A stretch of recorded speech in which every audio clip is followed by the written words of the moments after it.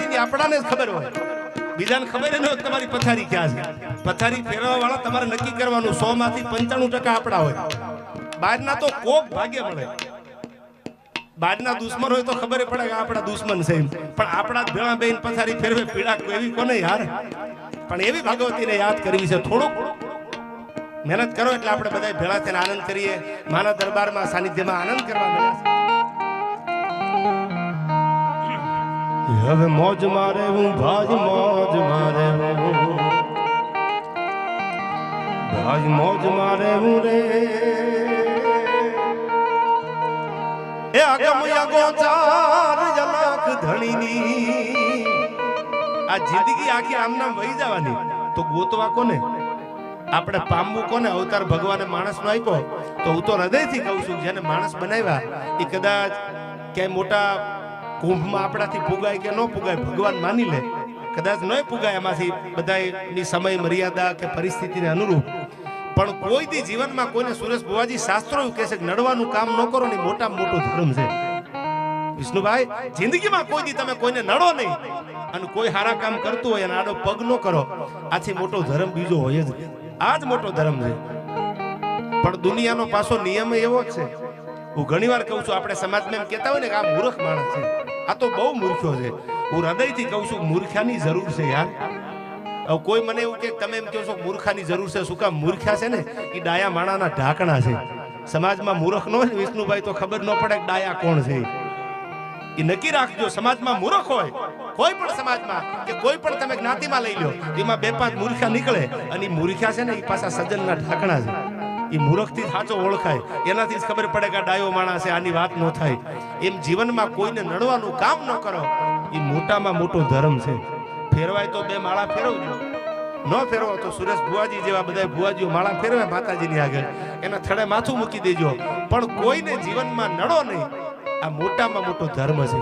અને હવે બીજી વાત કરું, દાન અલગારી કહે છે ગોતવા જેવું આ જીવન કાલ પૂરું થઈ જશે યાર. તો આ જીવતરને જાતા વાર નથી લાગતી, ઘડીકમાં દિવસો એક દી ઉગે બીજો હાથમાં, એક દી ઉગે પાછો હાથમાં, એમ કરતા કરતા દિવસો પૂરા થઈ જવાના. તો કરવાનું શું? તો દાન અલગારી કહે છે. સાંભળજો આ કડીમાં કે મોજ મારે હું ભાજ મોજ મારે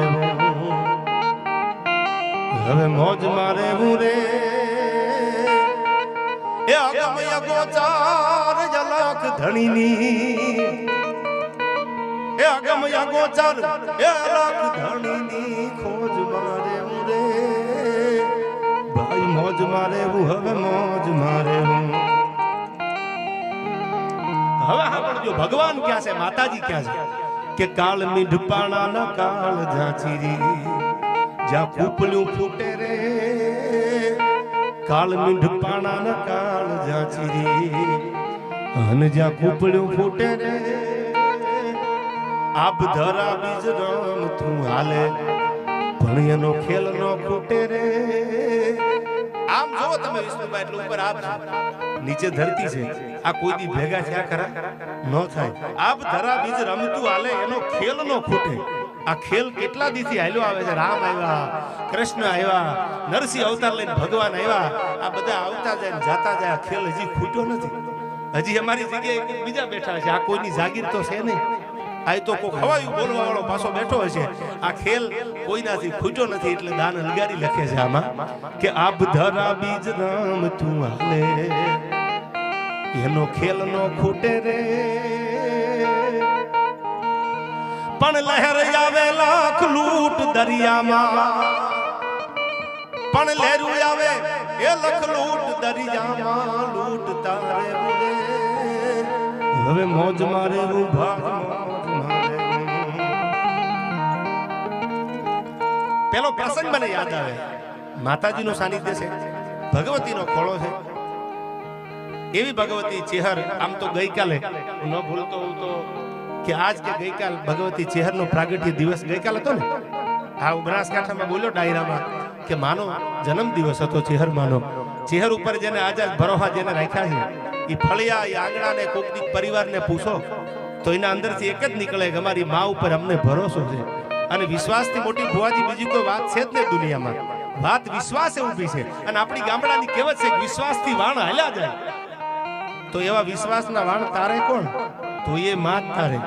કથા તમે જાણો છો, છતાં હું વાત કરી દઉં માની. આવું એક ભરોહાનું વાણ ભુવાજી દરિયામાં હાલ્યું જતું હતું અને એમાં દરિયો ગાંડો થયો. દરિયામાં લોટ આવ્યો. પણ એ પેલા વાત કરી દઉં, સારા માણસો શું કામ કરે? દરિયામાં લોટ આવ્યો, દરિયો તમે જાણો છો.